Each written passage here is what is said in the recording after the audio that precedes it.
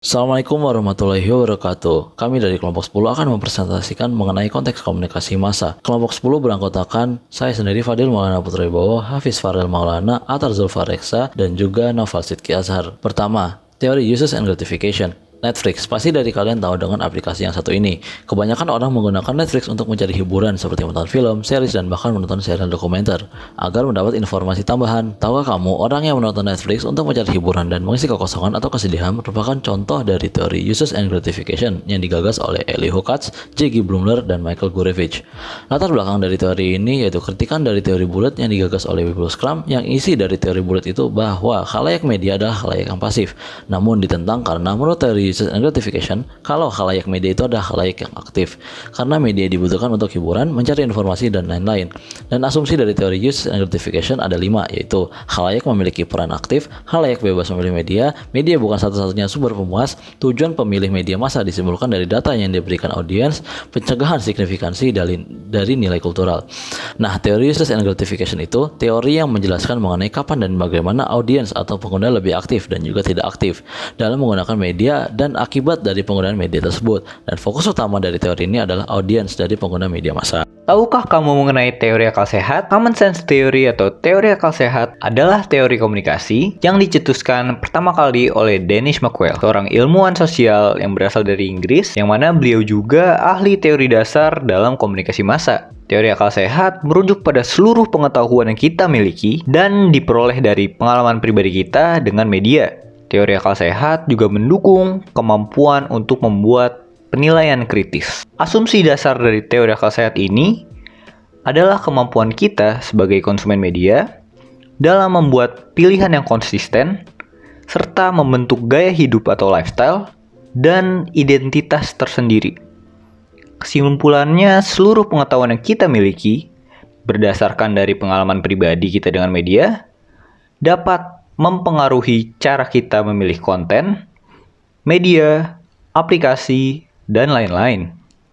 Studi kasus daripada teori ini adalah dengan menggunakan akal sehat, kita dapat membuat gagasan tentang bagaimana keberadaan media, kegunaan media, peran media dalam kehidupan sehari-hari.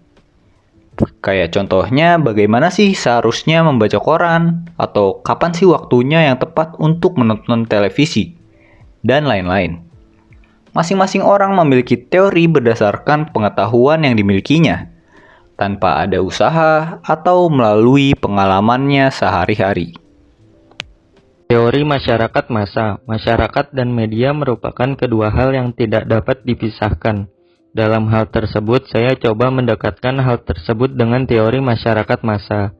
Mass Society Theory atau teori masyarakat massa adalah teori yang menekankan ketergantungan timbal balik antara intuisi yang memegang kekuasaan dan integrasi media terhadap sumber kekuasaan sosial dan otoritas. Atau dapat dinyatakan juga bahwa media yang sedang mengkorupsi pengaruh-pengaruh order sosial melalui pengaruh mereka terhadap kepasrahan rata-rata orang. Dan teori ini dicetus oleh Giner pada tahun 1979.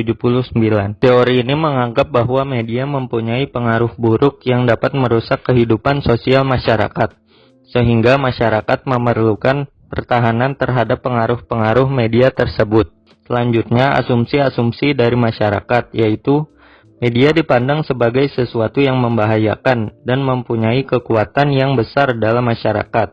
Media mempunyai kekuatan menjangkau dan mempengaruhi secara langsung terhadap pemikiran rata-rata orang, kehancuran kehidupan individu, dan juga masalah sosial pada skala luas yang disebabkan oleh pemikiran orang yang dirusak oleh media. Contoh dari teori ini yaitu video lip sync Norman Kamaru yang sempat viral di sosial media. Lalu ada teori social learning. Social learning teori menjelaskan bahwa hubungan timbal balik masyarakat berdasarkan perilaku dan tingkah lakunya saat bersosialisasi dengan masyarakat berdasarkan konteks lingkungan yang ada. Dan teori ini dicetus oleh Albert Bandura. Asumsi dasar dalam teori ini yaitu sebagai besar tingkah laku individu diperoleh dari hasil belajar melalui pengamatan atas tingkah laku yang ditampilkan oleh individu-individu lain. yang menjadi model terutama pemimpin atau orang yang dianggap mempunyai nilai lebih dari orang lain. Ini juga berkaitan dengan adanya stigma yang terbentuk di masyarakat yang didasari oleh kebudayaan setempat, yang membentuk karakter di mana seseorang tersebut tinggal.